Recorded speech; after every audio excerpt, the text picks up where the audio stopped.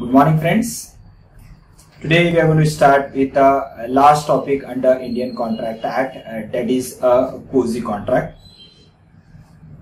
Earlier we have seen that as per section 10, one of the most essential element of a valid contract is a free consent, which means that there has to be a consensus at idem. दोनों भी party का consent free होना चाहिए, कोई भी तरीके का force नहीं होना चाहिए। जोर जबरदस्ती करके आप किसी से अगर कोई कॉन्ट्रैक्ट साइन करवाते हो तो that particular contract can not be called as a valid contract, it is called as a voidable contract. But under Indian contract act there are certain contract which is forcefully asked to be entered on any party.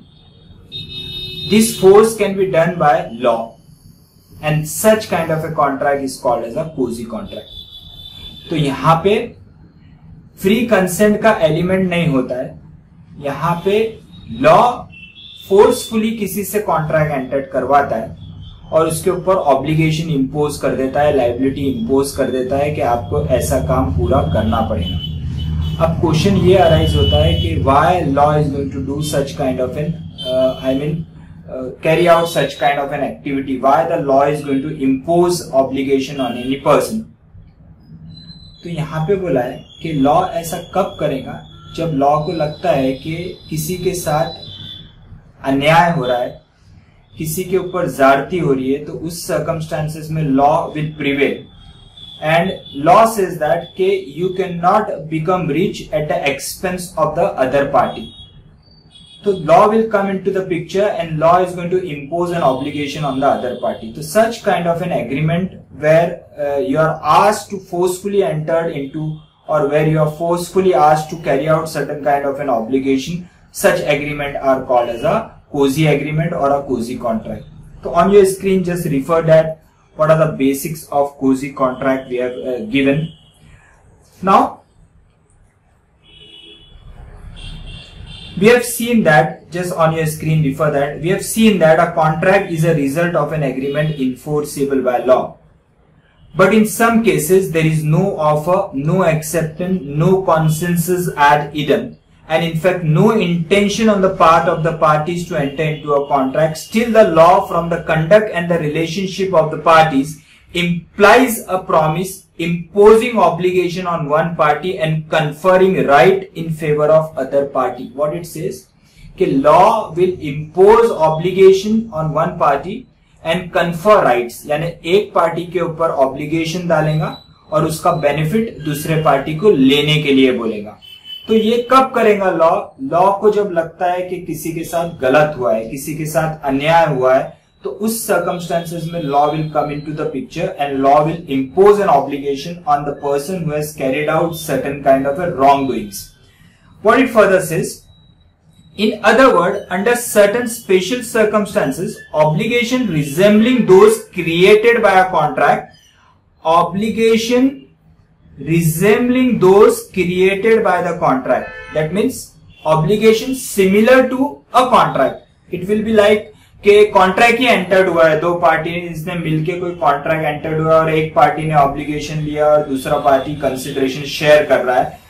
तो होता ऐसी है, लेकिन ये mutually नहीं हो रहा है. यहाँ पे लॉ बोल रहा है कि आपको ऐसा करना पड़ेगा. तो what it says, obligation resembling created by a contract are imposed by law although the parties have never entered into a contract. These are the obligation which are imposed by law.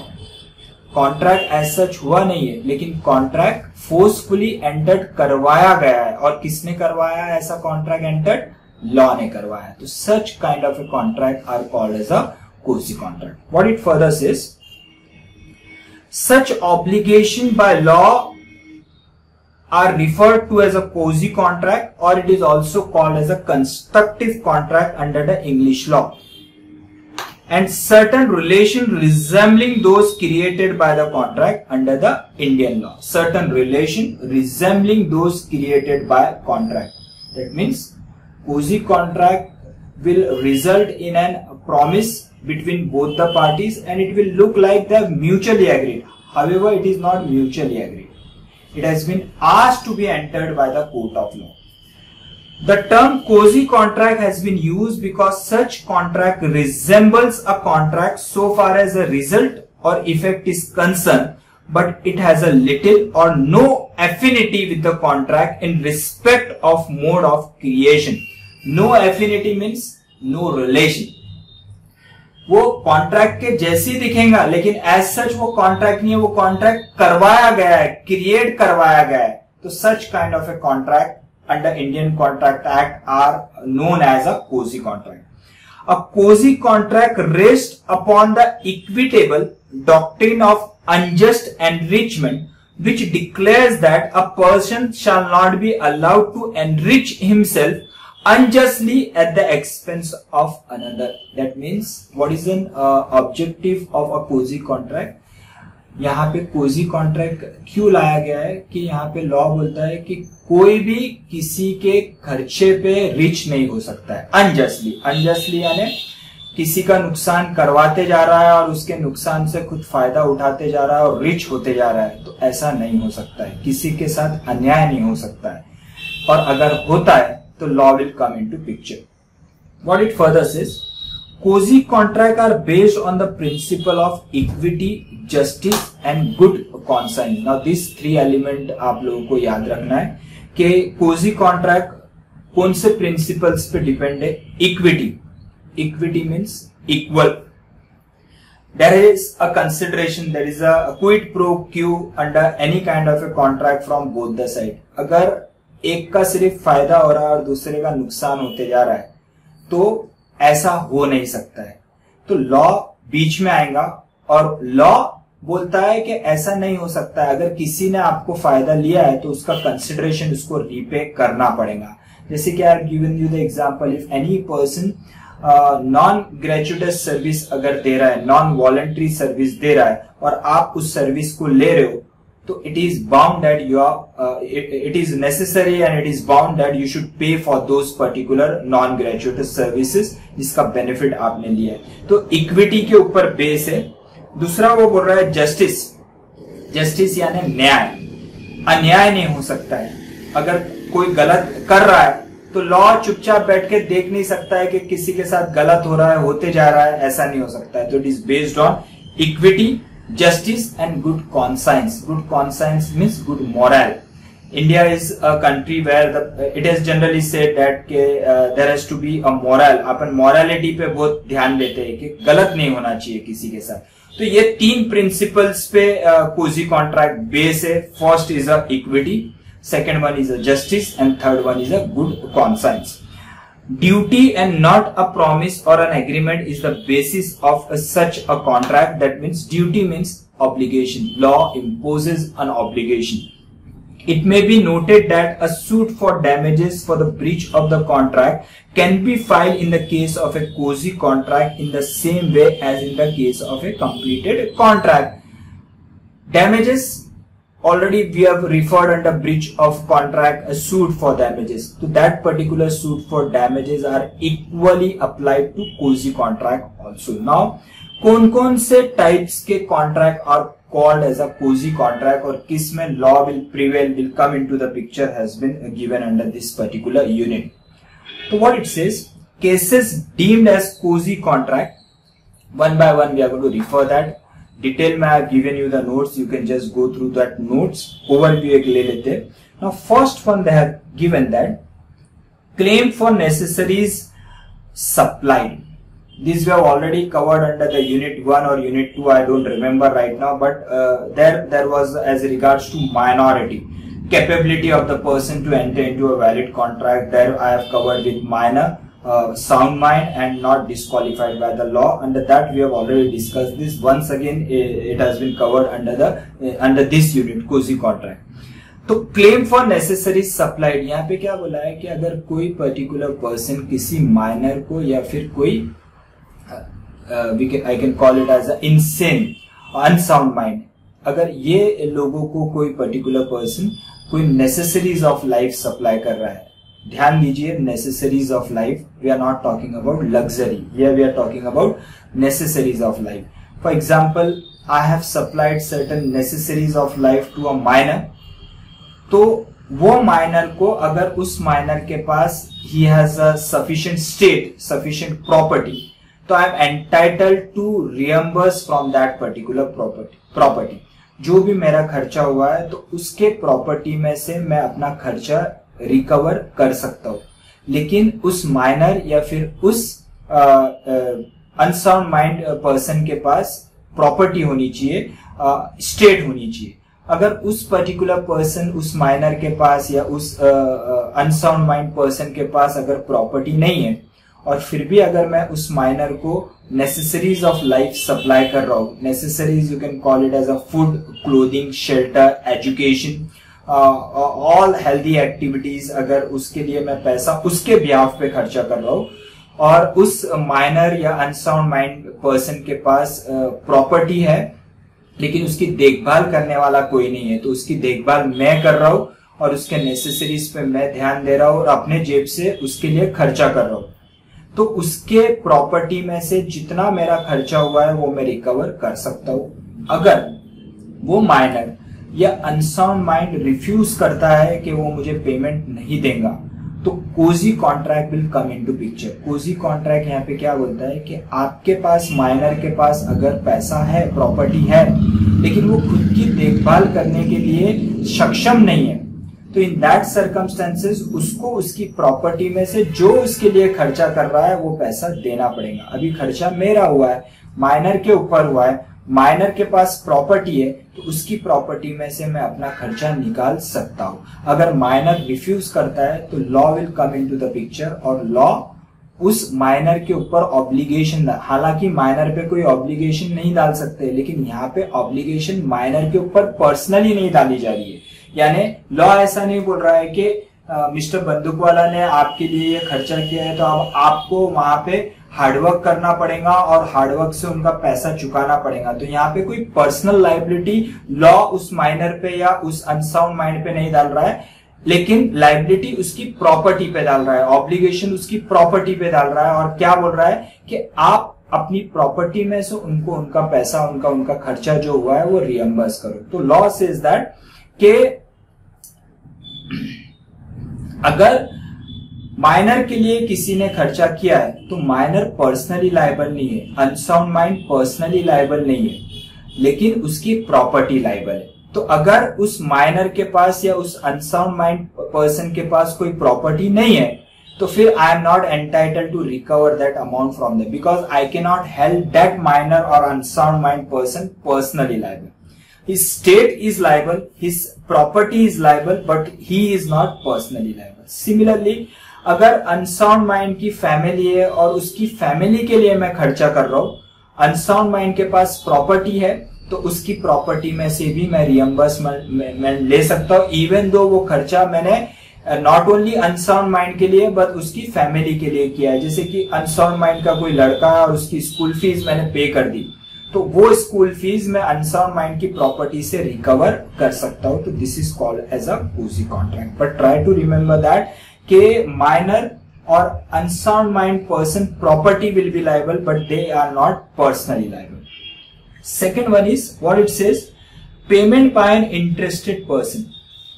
Payment by an interested person का meaning क्या है कि अगर suppose मैंने किसी के behalf पे payment दे दिया तो मेरा ये हक बनता है कि सामने वाले पर्सन के बिहाफ पे अगर मैंने पेमेंट दिया है तो वो पैसा मैं उससे वसूल कर सकता हूं। जैसे कि example, I have purchase one of the property और उस प्रॉपर्टी पे कुछ गवर्नमेंट रेवेन्यूज पेंडिंग थे, तो अगर वो government revenues, suppose I have taken property on lease, for example I have a property on lease and that lease is for example, the lease is for 3 years. I've taken the property on lease for 3 years. Now the thing is, after a year, government municipal corporation के कुछ लोग वहां पे आए और उन्होंने बोला कि इस प्रॉपर्टी के कुछ प्रीवियस ड्यूज पेंडिंग है, ₹1 लाख फॉर एग्जाम्पल, तो वो मेरे ओनर ने पे नहीं किए थे। तो म्युनिसिपल कॉर्पोरेशन के लोगों ने मुझे बोला कि अगर ये 1 लाख रुपए विद इन 2 डेज पे नहीं हुआ तो वो ये दुकान को सील लगा देंगे या फिर ये दुकान को सेल आउट कर देंगे, ऑक्शन कर देंगे for the recovery of that rupees whatever amount is due to the corporation. Now in this circumstances ये दुकान मेरा नहीं है, ये दुकान मैंने लीज पे लिया है, ये दुकान मेरे ओनर का है।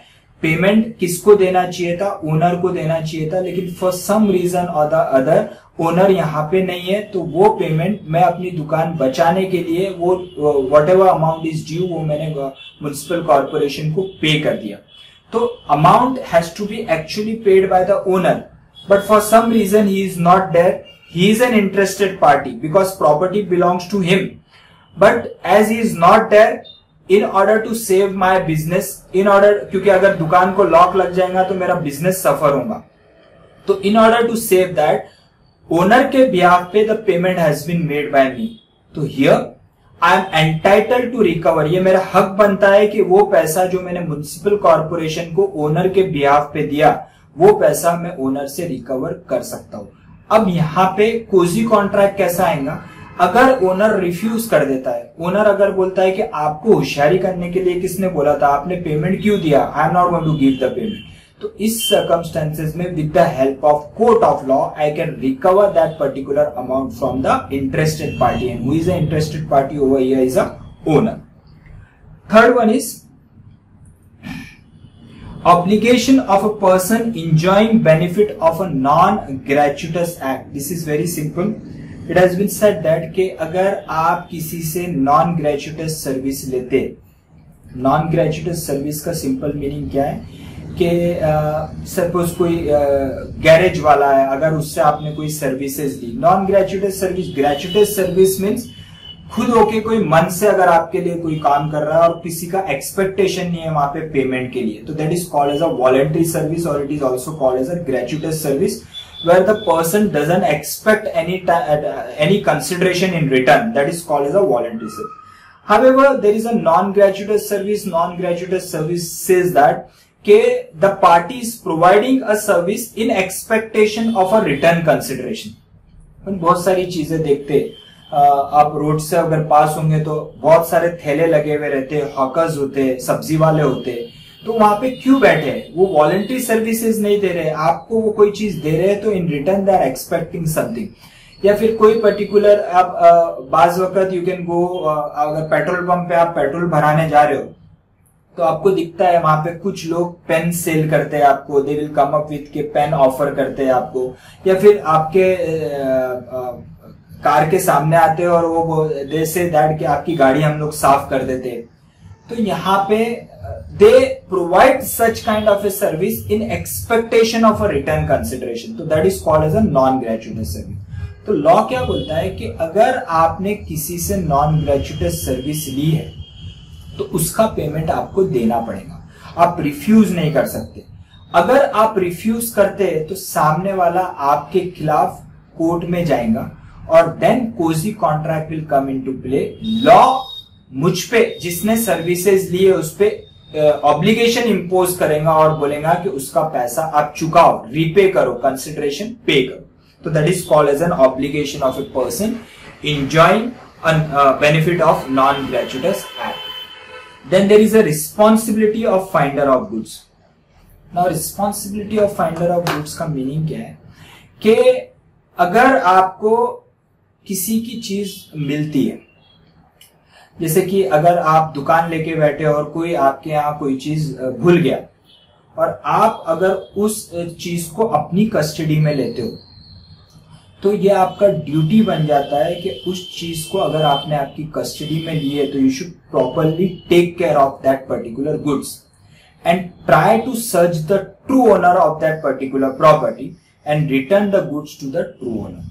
और ट्रू ओनर का ये रिस्पॉन्सिबिलिटी है कि अगर मैंने कोई चीज मुझे मिली है, I am a finder of a goods, I have taken that goods in my custody, और अगर मैं उस चीज को अपने कस्टडी में ले रहा हूं तो मुझे उसका पूरा ध्यान रखना है, मुझे वो गुड्स को बराबर सेफ लॉकर के अंदर रखना है। अगर वो पर्टिकुलर चीज फॉर एग्जांपल कोई पर्टिकुलर पर्सन मेरे शॉप पे आया और उसका गोल्ड रिंग गिर गया और मैं देखता हूं उस गोल्ड रिंग को कि ये किसी का गोल्ड रिंग मेरे शॉप पे पड़ा है और मैं उसको अपने कस्टडी में लेता हूं, तो first of all I should not take that, I should deposit in a police custody. Otherwise अगर मैं अपनी कस्टडी में ले रहा हूं तो I should properly take care of that particular goods, otherwise I should not take those goods in my custody. अगर वो पर्टिकुलर रिंग मेरे हाथ से चोरी हो गया तो then I will be responsible for that, I will be held responsible. अगर वो ट्रू ओनर मिल जाता है और वो चीज जो मैंने अपने कस्टडी में ली थी मुझे उसको वो रिटर्न देना पड़ेगा। अगर वो मेरे यहां से चोरी हो गई तो फिर I will be responsible to repay the amount to the true owner of that particular goods. लेकिन at the same time true owner के ऊपर ये रिस्पॉन्सिबिलिटी डाली है कि अगर मैंने कोई चीज अपनी कस्टडी में ली है और उसको सेफगार्ड करने के लिए अगर मेरा कोई खर्चा हो रहा है तो I can recover that particular amount from the true owner. जैसे कि अगर मुझे सपोज किसी का एक झोला मिला अपनी दुकान के अंदर और जिसमें 10 लाख रुपए है, लेकिन that particular amount doesn't belong to me और मैं अपने कस्टडी में ले रहा हूं, तो मुझे उसको सेफगार्ड करके रखना है जब तक ट्रू ओनर नहीं मिल जाता। किसी का डायमंड रिंग मिला है, किसी का डायमंड मिला है, किसी का बैग मिला है और अगर मैं वो अपने कस्टडी में लेता हूं तो कस्टडी में लेते वक्त I should take into account that I will be responsible if those particular goods are lost. Only then I should take that in my custody.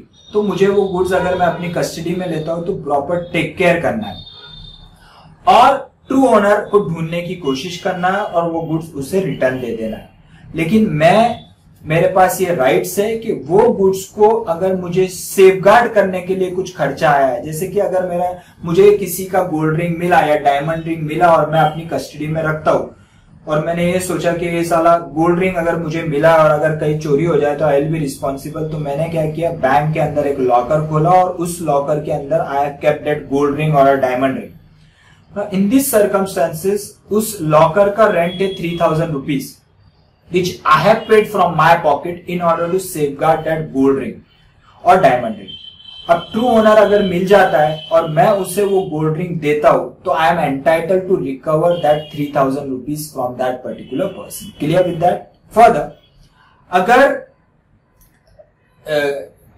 True owner has declared any kind of a reward and that has come to my knowledge that के उसके goods घूम जाने के बाद उसने कोई offer reward declare किया है तो I am entitled to recover that particular reward from the true owner. अब यहाँ पे एक चीज बोलिए कि दो सर्कमस्टांसेस के अंदर मैं वो गुड्स को सेल आउट कर सकता हूं। फर्स्ट सर्कमस्टांसेस इज अगर वो गुड्स ऐसे they are of a perishable nature, तो उस गुड्स को अगर मैं अपने कस्टडी में लेता हूं तो I can not keep it for year two year के वो जब मिलेगा, जब जैसे फ्रूट्स किसी के मिल गए और वो अपने कस्टडी में ले रहा हूं तो I can not keep it for a week और 2 वीक्स और अ मंथ। तो उस पेरिशेबल गुड्स को मैं सेल आउट कर सकता हूं, लेकिन उससे जो पैसा रिकवर होगा वो मुझे ट्रू ओनर को देना है। सेकेंड सर्कमस्टेंसेस में कब मैं वो गुड्स को सेल कर सकता हूं, अगर उस गुड्स को संभालने का मेरा खर्चा is equal to 2/3 of the value of the goods। यानी अगर value of the goods is for example 1 lakh और उसको संभालने के लिए मेरा खर्चा 2/3 या उससे ज्यादा हो गया है, फॉर एग्जांपल 67,000 रुपीज और चिल्लर कुछ मेरा खर्चा हो गया है उस पर, तो उस सर्कमस्टेंसेस में I am entitled to sell out that particular goods and recover my expenses. लेकिन अगर सरप्लस अमाउंट मिलता है by sale of that particular goods तो वो surplus amount I have to give it to the true owner। Clear with that?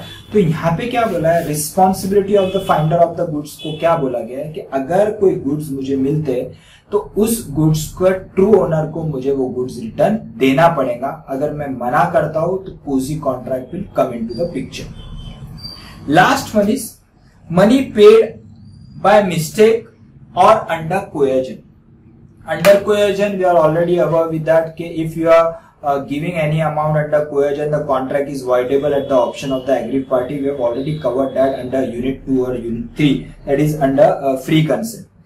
Now, money paid by mistake is के by mistake आपने किसी को पैसा दे दिया, तो उसका ड्यूटी बनता है कि वो पैसा आपको रिटर्न दे। ऑब्वियसली, सपोज मैंने और मेरे फ्रेंड ने आपसे 2 लाख रुपए लोन लिया है और ड्यू डेट पे मेरे फ्रेंड ने आके वो पैसा ऑलरेडी आपको रीपे कर दिया, लेकिन वो चीज मुझे पता नहीं है कि my friend has already repaid a loan of ₹2 lakh. मैं नेक्स्ट डे आया और मैंने भी आपको 2 लाख रुपए दे दिए और आपने ले भी लिए।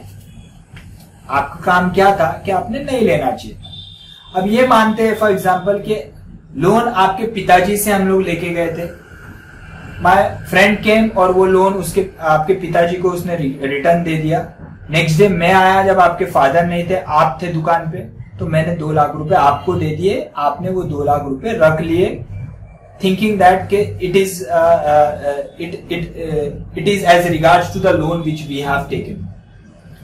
Now this amount you have taken by mistake, so it is your duty to return the amount.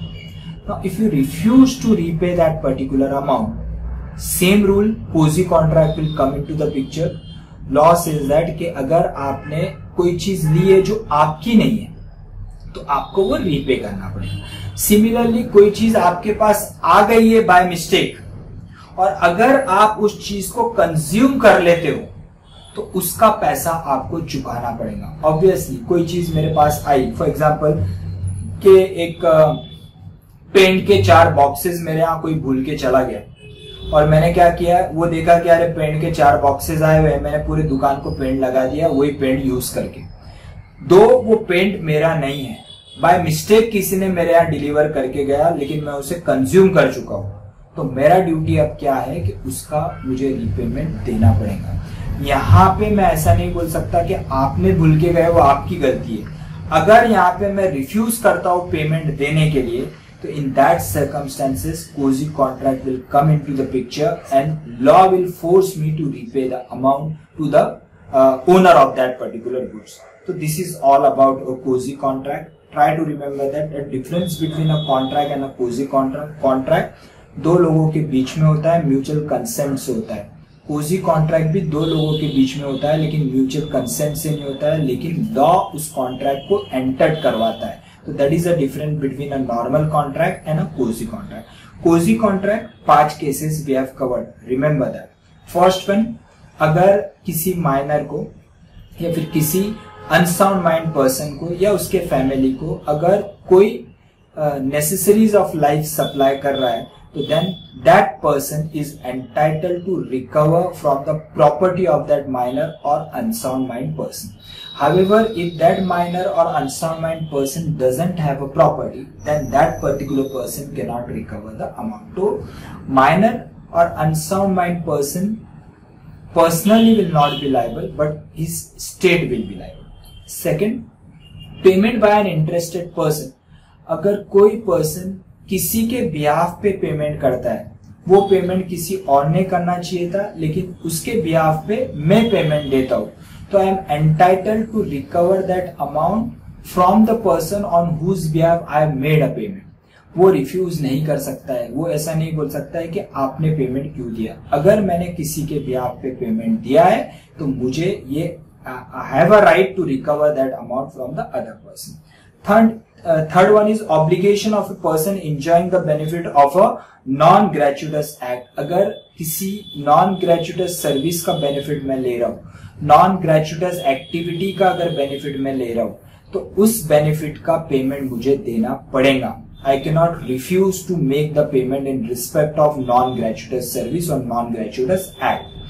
Fourth one is responsibility of the finder of the goods. अगर किसी को किसी की चीज मिलती है, अगर वो उसे अपने कस्टडी में लेता है तो उसका ड्यूटी बेली का है। Bailee we have already covered under the unit of bailment. Bailment में क्या था कि नॉन ग्रेचुटस बेलमेंट में क्या था, नॉन ग्रेचुटस बेलमेंट का क्या रूल था कि अगर आप किसी को कोई चीज देते हो तो वो चीज पे वो काम करके आपको चीज वापस देगा। जैसे कि गैरेज वाले को आपने अपनी कार दी तो कार को रिपेयर करवाना है, वो कार रिपेयर करेगा और आपको वो चीज वापस दे देगा, तो this is called as a bailment.